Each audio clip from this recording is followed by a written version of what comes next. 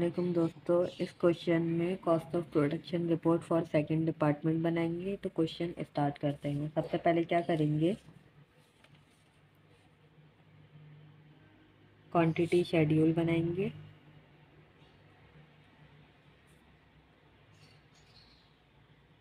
Quantity schedule बनाने के लिए देखो यहाँ पे हमारे पास 12,000 यूनिट रिसीव किए थे डिपार्टमेंट 1 से। Unit receive from department 1 12,000 units, जिसमें से 7,000 यूनिट्स कंप्लीट हो चुके हैं और 5,000 यूनिट्स स्टिल इन प्रोसेस हैं। यूनिट्स कंप्लीटेड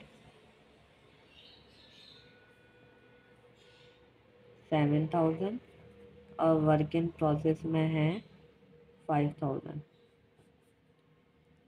तो ये 12,000 यूनिट्स टोटल यहाँ पर आ गए। नेक्स्ट स्टेप जो होगा वो है अर्निंग पर यूनिट बनाना है। अर्निंग पर यूनिट बनाने के लिए हमारे पास दो कॉलम होने चाहिए, एक है रॉ मटेरियल का और एक है कन्वर्जन कॉस्ट का। कन्वर्जन कॉस्ट का मतलब लेबर प्लस एफओएच। अब सबसे पहले क्या करना है, हमारे यूनिट्स कंप्लीट, जो यूनिट्स कंप्लीट हुए थे उस पर 7,000 यूनिट्स पे ही रॉ मटेरियल लग चुका और 7,000 यूनिट्स पे कन्वर्जन कॉस्ट भी लग चुकी है।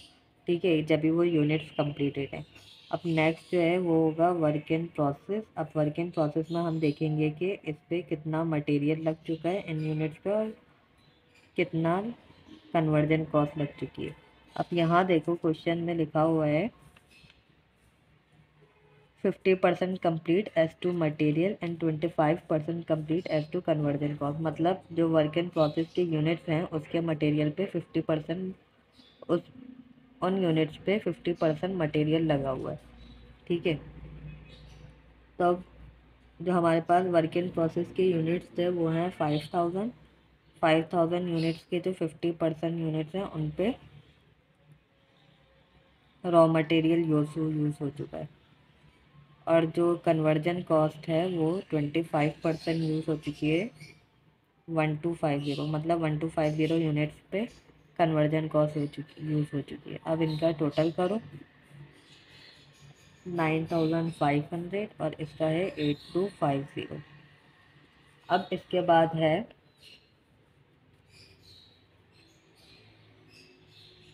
Cost charge to department.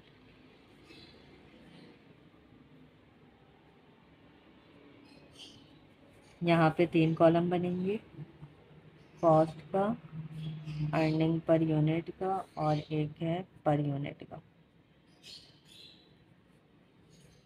सबसे पहले देखो डिपार्टमेंट 1 से जो कॉस्ट आई थी वो लिखो, cost from department 1 16,320। Material, labour, FOH.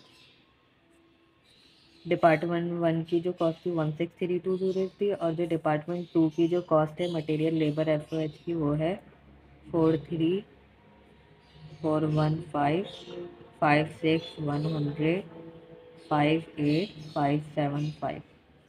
और अर्निंग पर यूनिट की जो मटेरियल है, देखो कॉस्ट फ्रॉम डिपार्टमेंट 1 की जो कॉस्ट होगी वो सारे यूनिट्स पे लगेगी क्योंकि वो डिपार्टमेंट 1 से सारे यूनिट्स हैं। ठीक है, तो वो है 12,000 यूनिट्स थे, इसीलिए यहाँ पे 12,000 देखो लिखा हुआ है कि डिपार्टमेंट 1 से जो यूनिट्स आए थे वो 12,000 यूनिट्स आए थे। अब डिपार्टमेंट 2 की बात करते हैं।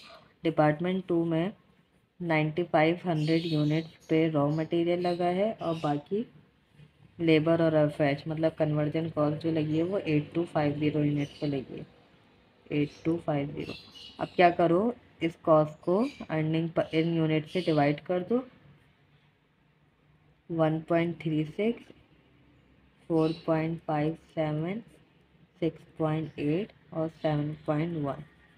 इसका टोटल करो और इसका टोटल करो 174410 और 19.83, मतलब कि जो एक यूनिट होगा उस पर 19.83 कॉस्ट लगेगी और टोटल जो कॉस्ट है वो इतनी है। ठीक है। अब हमें नेक्स्ट स्टेप में क्या बताना है कि जो कंप्लीटेड यूनिट्स हैं और जो वर्क इन प्रोसेस है उस पर आप इंडिविजुअली बताओगे कि कितना कितने कॉस्ट लगी है। तो इसका हम नाम रख देते हैं कॉस्ट अकाउंटेड फॉर।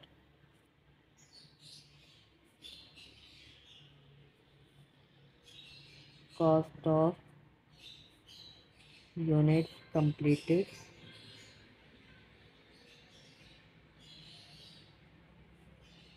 अब देखो जो यूनिट्स कंप्लीट हो चुके थे वो 7,000 यूनिट्स थे। 7,000 को मल्टीप्लाई कर दो 19.83 से, वो है 138810।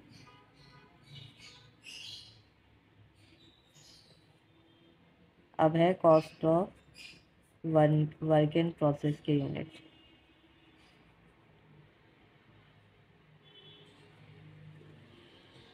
यहाँ पर आप सबसे पहले लिखोगे कॉस्ट ट्रांसफर्ड इन, क्योंकि जो यूनिट्स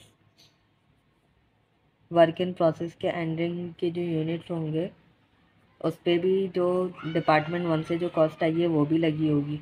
ठीक है।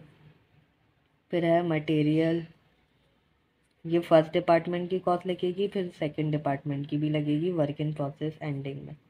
लेबर और एफओएच। अब वर्क इन प्रोसेस के जो यूनिट्स थे वो 5,000 थे। 5,000 को मल्टीप्लाई कर देंगे पर यूनिट से, 1.36 मल्टीप्लाई 1.36। फिर उसके बाद मटेरियल पे देखो यहाँ लिखा था 50%। इसका मतलब 5,000 का जो 50% यूनिट थे उस पर कितनी कॉस्ट लगी होगी मटेरियल की, वो लिखेंगे 4.57।